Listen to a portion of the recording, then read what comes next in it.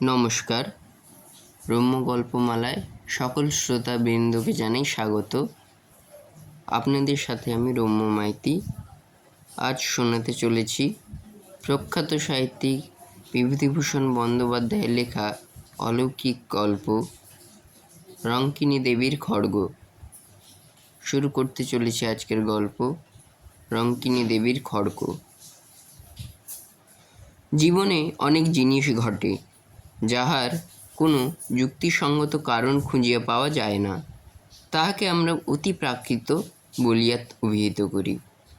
জানি না, হয়তো খুঁজিতে জানিলে তাহাদেরও সহজ ও সম্পূর্ণ স্বাভাবিক কারণ বাহির করা যায়। মানুষের বিচার, বুদ্ধি ও অভিজ্ঞতালব্ধ কারণগুলি ছাড়া অন্য কারণ হয়তো তাহাদের থাকিতে পারে, ইহা লইয়া তর্ক উঠাইব না।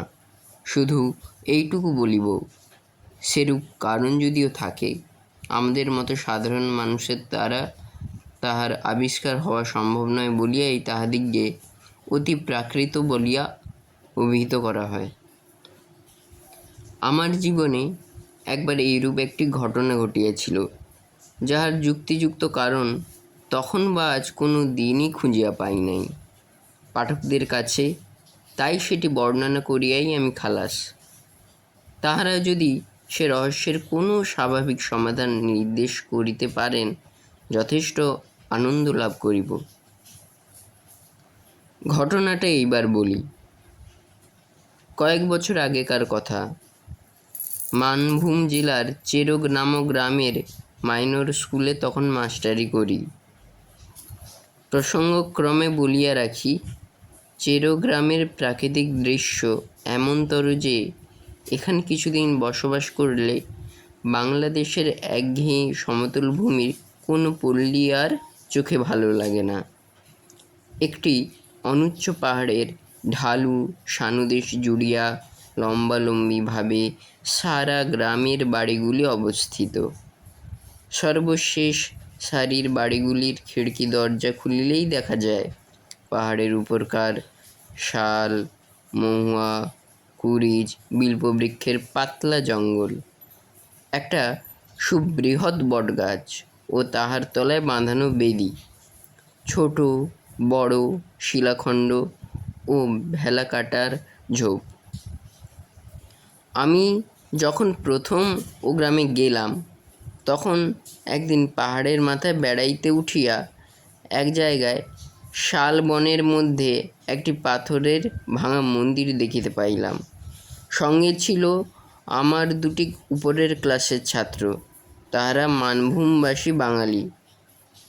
একটা কথা, চেরো গ্রামের বেশিরভাগ অধিবাসী মাদ্রাজি, যদিও তাহারা বেশ বাংলা পড়িতে পারে, অনেক বাংলা আচার ব্যবহারও অবলম্বন করিয়াছে। কি করিয়া মানভূম জেলার মাঝখানে এতগুলি মাদ্রাজি অধিবাসী আসিয়া বসবাস করিল, তাহার ইতিহাস আমি বলিতে পারি না।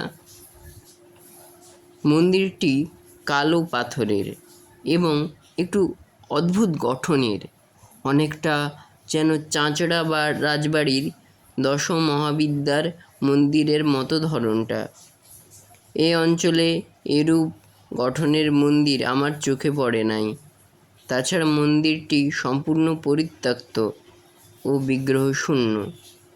দক্ষিণের দেওয়ালের পাথরের চাঁই কিয়দংশ ধসিয়া পড়িয়াছে, দরজা নাই, শুধু আছে পাথরের চৌকাঠ। মন্দিরের মধ্যে ও চারিপাশে বন তুলসীর ঘন জঙ্গল, সান্ধ্য আকাশের পটভূমিতে সেই পাথরের বিগ্রহহীন ভাঙা মন্দির আমার মনে কেমন এক অনুভূতির সঞ্চার করিল। আশ্চর্যের বিষয়, অনুভূতিটা ভয়ের। ভাঙা মন্দির দেখিয়া মনে ভয় কেন হইল, এ কথা তারপর বাড়ি ফিরিয়া অবাক হইয়া ভাবিয়াছি। তবুও অগ্রসর হইয়া যাইতেছিলাম মন্দিরটা ভালো করিয়া দেখিতে। একজন ছাত্র বাধা দিয়া বলিল, যাবেন না স্যার ওদিকে। কেন? জায়গাটা ভালো না, সাপের ভয় আছে সন্ধ্যাবেলা, তাছাড়া লোকে বলে অনেক রকম ভয় ভীত আছে, মানে অমঙ্গলের ভয় কেউ ওদিকে যায় না। ওটা কি মন্দির? ওটা রঙ্কিনী দেবীর মন্দির স্যার, কিন্তু আমাদের গাঁয়ের বুড়ো লোকেরাও কোনো দিন ওখানে পুজো হতে দেখেনি, মূর্তিও নেই বহুকাল। এই রকম জঙ্গল হয়ে পড়ে আছে আমাদের বাপ ঠাকুরদার আমলেরও আগে থেকে। চলুন স্যার, নামি। ছেলে দুটো একটু যেন বেশি তাড়াতাড়ি করিতে লাগিল নামিবার জন্য। রঙ্কিনী দেবী বা তাঁহার মন্দির সম্বন্ধে দু একজন বৃদ্ধ লোককে ইহার পর প্রশ্ন করিয়াছিলাম, কিন্তু আশ্চর্যের বিষয় লক্ষ্য করিয়াছি, তাহারা কথাটা এড়াইয়া যাইতে চায় যেন। আমার মনে হইয়াছে রঙ্কিনী দেবী সংক্রান্ত কথাবার্তা বলিতেও তাহারা ভয় পায়। আমিও আর সে বিষয়ে কাহাকেও কিছু জিজ্ঞেস করিয়া ছাড়িয়ে দিলাম। বছর খানেক কাটিয়া গেল। স্কুলে ছেলে কম, কাজকর্ম খুব হালকা। অবসর সময়ে এ গ্রামে ও গ্রামে বেড়াইয়া এ অঞ্চলের প্রাচীন পট, পুঁথি, ঘট ইত্যাদি সংগ্রহ করিতে লাগিলাম। এই বাতিক আমার অনেক দিন হইতেই আছে। নতুন জায়গায় আসিয়া বাতিকটা বাড়িয়া গেল। চেরোগ্রাম হইতে মাইল 5-6 দূরে জয়চণ্ডী পাহাড়। এখানে খাড়া উঁচু একটা অদ্ভুত গঠনের পাহাড়ের মাথায় জয়চণ্ডী ঠাকুরের মন্দির আছে। পৌষ মাসে বড় মেলা বসে। BNR লাইনের একটা ছোট স্টেশনে আছে এখানে। এই পাহাড়ের কাছে একটি ক্ষুদ্র বস্তিতে কয়েক ঘর মানভূম প্রবাসী উড়িয়া ব্রাহ্মণের বাস। ইহাদের মধ্যে চন্দ্রমোহন পাণ্ডা নামে একজন বৃদ্ধ ব্রাহ্মণের সঙ্গে আমার খুব আলাপ হইয়া গেল। তিনি বাঁকা বাঁকা মানভূমের বাংলায় আমার সঙ্গে অনেক রকমের গল্প করিতেন। পট, পুঁথি, ঘট সংগ্রহের অবকাশে আমি জয়চণ্ডীতলা গ্রামে চন্দ্রমোহন পাণ্ডার নিকট বসিয়া তাঁহার মুখে এদেশের কথা শুনিতাম। চন্দ্রপাণ্ডা আবার স্থানীয় ডাকঘরের পোস্টমাস্টারও। এদেশে প্রচলিত কত রকম আজগুবি ধরনের সাপের, ভূতের, ডাকাতের ও বাঘের, বিশেষ করিয়া বাঘের, কারণ বাঘের উপদ্রব এখানে খুব বেশি, গল্প যে বৃদ্ধ চন্দ্রপাণ্ডার মুখে শুনিয়াছি, এবং সেই সব গল্প শুনিবার লোভে কত আষাঢ়ের ঘন বর্ষার দিনে বৃদ্ধ পোস্টমাস্টারের বাড়িতে গিয়া যে হানা দিয়েছি তাহার হিসাব দিতে পারিব না। মানভূমের এইসব আরণ্য অঞ্চলের সভ্য জগতের কেন্দ্র হইতে দূরে অবস্থিত। এখানকার জীবনযাত্রা একটু স্বতন্ত্র ধরনের। যতই অদ্ভুত ধরনের গল্প হোক, জয়চণ্ডী পাহাড়ের ছায়ায় শালবন বেষ্টিত ক্ষুদ্র গ্রামে বসিয়া বৃদ্ধ চন্দ্রপাণ্ডার বাঁকা বাঁকা মালভূমির বাংলায় সেগুলি শুনিবার সময় মনে হইত, এদেশে এরূপ ঘটিবে ইহার বিচিত্র কি? কলকাতা বালিগঞ্জের কথা তো ইহা নয়। কথায় কথায় চন্দ্রপাণ্ডা একদিন বলিলেন, চেড়ো পাহাড়ে রঙ্কিনী দেবীর মন্দির দেখাছেন? আমি একটু আশ্চর্য হইয়া বৃদ্ধের মুখের দিকে চাহিলাম। রঙ্কিনী দেবী সম্বন্ধে এ পর্যন্ত আমি আর কোনো কথা কাহারও মুখে শুনি নাই। সেদিন সন্ধ্যায় আমার ছাত্রটির নিকট যাহা সামান্য কিছু শুনিয়েছিলাম তা ছাড়া বলিলাম, মন্দির দেখেছি, কিন্তু রঙ্কিনী দেবীর কথা জানবার জন্য যাকেই জিজ্ঞেস করেছি সেই চুপ করে গিয়েছে, কিংবা অন্য কথা পেড়েছে। এর কারণ কিছু বলবেন? চন্দ্রপাণ্ডা বলিলেন, রঙ্কিনী দেবীর নামে সবাই ভয় খায়। কেন বলুন তো? মানভূম জেলায় আগে অসভ্য বুনো জাত বাস করত, তাদেরই দেবতা উনি। ইদানিং হিন্দুরা এসে যখন বাস করলে উনি হিন্দুদেরও ঠাকুর হয়ে গেলেন। তখন তাদের মধ্যে কেউ মন্দির করে দিলে, কিন্তু রঙ্কিনী দেবী হিন্দু দেবদেবীর মতো নয়, অসভ্য বন্য জাতির অনেকে বিশ্বাস করে রঙ্কিনী দেবী অসন্তুষ্ট হলে রক্ষা নেই, অপমৃত্যু আর অমঙ্গল আসবে। তাহলে এরকম অনেকবার হয়েছে নাকি? একটা প্রবাদ আছে যে অঞ্চলে এদেশে মড়ক হবার আগে রঙ্কিনী দেবীর হাতের খাড়া রক্তমাখা দেখা যেত। আমি যখন প্রথমে এদেশে আসি, সে আজ 40 বছর আগের কথা, তখন প্রাচীন লোকেদের মুখে এ কথা শুনেছিলাম। রঙ্কিনী দেবীর বিগ্রহ দেখেছিলেন মন্দিরে?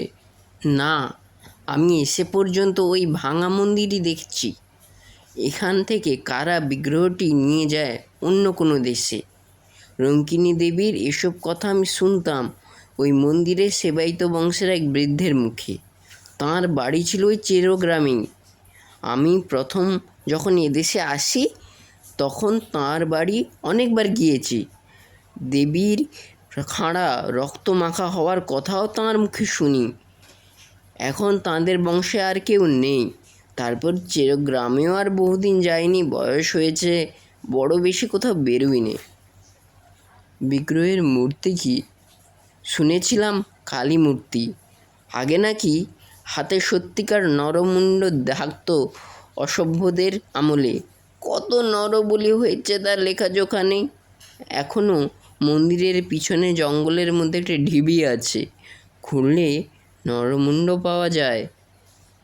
সাধে দেশের লোক ভয় পায় শুনিয়া সন্ধ্যার পরে জয়চণ্ডীর তলা হইতে ফিরিবার পথে আমারই গা ছমছম করতে লাগিল। আরও বছর 2 সুখে দুঃখে কাটিল। জায়গাটা আমার এত ভালো লাগিয়েছিল যে হয়তো সেখানে আরও অনেক দিন থাকিয়ে যাইতাম। কিন্তু স্কুল লইয়াই বাঙালিদের সঙ্গে মাদ্রাজিদের বিবাদ বাঁধিল। মাদ্রাজিরা স্কুলের জন্যে বেশি টাকা করি দিত। তাহারা দাবি করিতে লাগিল কমিটিতে তাহাদের লোক বেশি থাকিবে, ইংরেজির মাস্টার একজন মাদ্রাজি রাখিতেই হইবে ইত্যাদি। আমি ইংরেজি পড়াইতাম, মাঝে হইতে আমার চাকরি রাখা দায় হইয়া উঠিল। এই সময় আমাদের দেশে একটি হাই স্কুল হইয়াছিল। পূর্বে একবার তাহারা আমাকে লইয়া যাইতে চাহিয়াছিল। ম্যালেরিয়ার ভয় যাইতে চাই নাই। এখন বেগতিক বুঝিয়া দেশে চিঠি লিখিলাম, কিন্তু শেষ পর্যন্ত এসব কারণে চেরোগ্রামের মাস্টারই আমার ছাড়িতে হয় নাই। কিসের জন্য ছাড়িয়ে দিলাম পরে সে কথা বলিব। এই সময় একদিন চন্দ্রপাণ্ডা চেরোগ্রামে কি কার্য উপলক্ষে আসিলেন। আমি তাঁকে অনুরোধ করিলাম আমার বাসায় একটু চা খাইতে হইবে। তাহার গরুর গাড়ি সমেত তাহাকে গ্রেপ্তার করিয়া বাসা বাড়িতে আনিলাম। বৃদ্ধ ইতিপূর্বে কখনো আমার বাসায় আসেন নাই। বাড়িতে ঢুকিয়াই চারিদিকে চাহিয়া বিস্ময় সুরে বলিলেন, এই বাড়িতে থাকেন আপনি? বললাম, আগে হ্যাঁ। ছোট্ট গাঁ, বাড়ি তো পাওয়া যায় না। আগে স্কুলের একটা ঘরে থাকতাম, বছর খানেক হলো স্কুলের সেক্রেটারি রঘুনাথন এটা ঠিক করে দিয়েছেন। পুরানো আমলের পাথরের কাঁথুনির বাড়ি, বেশ বড় বড় 3টি কামরা, একদিকে একটু সরু যাতায়াতের বারান্দা, জবরদস্ত গড়ন, যেন খিলজিদের আমলের দুর্গ কি জেলখানা। হাজার ভূমিকম্পেও এ বাড়ির একটু চুন বালি খসাইতে পারিবে না। বৃদ্ধ বসিয়া আবার বাড়িটার চারিদিকে চাহিয়া দেখিতে লাগলেন। ভাবিলাম বাড়িটার গড়ন তাহার ভালো লাগিয়াছে। বললাম, সেকালের গড়ন খুব টনক, আগাগোড়া পাথরের। চন্দ্রপাণ্ডা বলিলেন, না, সেজন্যে নয়। আমি এই বাড়িতে প্রায় 30 বছর আগে যথেষ্ট যাতায়াত করতাম। এই বাড়ি হলো রঙ্কিনী দেবীর সেবায়িত বংশের। ওদের বংশে এখন আর কেউ নেই। আপনি যে বাড়িতে আছেন তা জানতাম না। তা বেশ বেশ, অনেক দিন পরে বাড়িটাতে ঢুকলাম কি না আমার বড় অদ্ভুত লাগছে। তখন বয়স ছিল 30 আর এখন হলো প্রায় 60। তারপর অন্যান্য কথা আসিয়া পড়িল। চা পান করিয়া বৃদ্ধ গাড়িতে গিয়া উঠিলেন। আরও বছরখানেক কাটিয়াছে। দেশের স্কুলে চাকরির আশ্বাস পাইলেও আমি এখনো যাই নাই, কারণ এখানকার বাঙালি মাদ্রাজির সমস্যা একরূপ মিটিয়া আসিয়াছে। আপাতত আমার চাকরিটা বহাল রহিল বলিয়াই মনে হয়। চৈত্র মাসের শেষ। 5-6 ক্রোশ দূরবর্তী এক গ্রামে আমারই এক ছাত্রের বাড়িতে অন্নপূর্ণা পূজার নিমন্ত্রণ রক্ষা করিতে গিয়েছিলাম। মধ্যে রবিবার পড়াতে শনিবার গরুর গাড়ি করিয়া রওনা হই। রবিবার ও সোমবার থাকিয়া মঙ্গলবার দুপুরের দিকে বাসায় আসিয়া উপস্থিত হইলাম। বলা আবশ্যক, বাসায় আমি একাই থাকি। স্কুলের চাকর রাখহরি আমার কাঁধে। এই কদিন স্কুলের ছুটি ছিল। রাখহরিকে আমি সঙ্গে লইয়া গিয়েছিলাম। বাইরের দরজা তালা খুলিয়াই রাখহরি বলিয়া উঠিল, এ বাবু, এ কিসের রক্ত দেখুন। প্রায় চমকিয়া উঠিলাম। তাই বটে, বাহিরের দরজায় চৌকাঠের ঠিক ভিতরের দিক হইতে রক্তের ধারা উঠান বাহিয়া যেন চলিয়াছে। একটা না নয়, ফোঁটা ফোঁটা রক্তের একটা অবিচ্ছিন্ন সারি, একেবারে টাটকা রক্ত। এইমাত্র সদ্য যেন কারো মুন্ড ঘাটিয়া লইয়া যাওয়া হইয়াছে। আমি তো অবাক, কিসের এ রক্তের ধারা? কোথা হইতেই বা আসিল? আজ দুদিন তো বাসা বন্ধ ছিল। বাড়ির ভেতরে উঠানে রক্তের দাগ আসে কোথা হইতে? তার উপরে সদ্য তাজা রক্ত। অবশ্য কুকুর, বিড়াল ও ইঁদুরের কথা মনে পড়িল। এক্ষেত্রে পড়াই স্বাভাবিক। চাকরকে বললাম, দেখ তো রে, রক্তটা কোন দিকে যাচ্ছে। এ সেই বড় হুলো বিড়ালটার কাজ। রক্তের ধারাটা গিয়াছে দেখা গেল সিঁড়ির নিচের চোরকুঠরির দিকে। ছোট্ট ঘর, ভীষণ অন্ধকার, এবং যত রাজ্যের ভাঙাচোরা পুরনো মালে ভর্তি বলিয়া আমি কোনোদিন চোরকুঠরি খুলি নাই। চোরকুঠরির দরজা পার হইয়া বন্ধ ঘরের মধ্যে রক্তের ধারাটার গতি দেখিয়া বিড়ালের ব্যাপারই হয়। বিড়াল ঢুকিতেও তো ছিদ্রপথ দরকার হয়। চোরকুঠরির তালা লোহার শিকের চার দিয়ে খোলা হইল।